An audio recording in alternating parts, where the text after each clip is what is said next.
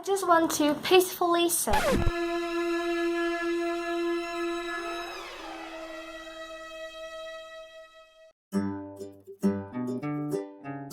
If we can use words that belong to a movement correctly to avoid harming this movement, why shouldn't we do everything we can to avoid doing these things?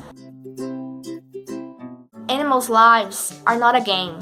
It's not something we should make fun of. It's not something that we should see as meaningless. It's not something that we can say, "Oh, I tried to save them, but then I gave up." It's not how it works. I used to be a vegan, but... Well, this doesn't exist, because when you go vegan, you understand you assumed an ethical position. So you know the difference between what's morally correct and what's not. If you know these differences, how can you go back if you know you assumed an ethical position?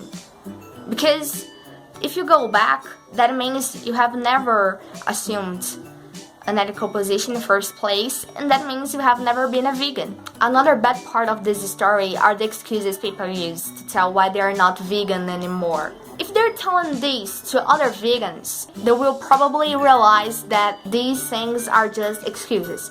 But if they're telling to other people who aren't vegan, they might not realize and they will use against veganism. Don't twist what veganism means, because this is different from the definition of vegetarian, pescatarian, flexitarian, anything like that. And you cannot say, I'm a vegan but I eat honey. I'm a vegan but I drink dairy.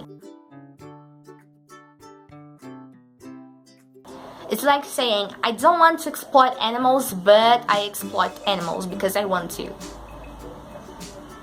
Just because someone calls itself a pescatarian, a flexitarian, that doesn't mean they are having an ethical position, and that just because they're not exploiting animals in a certain way that they don't deserve any criticism.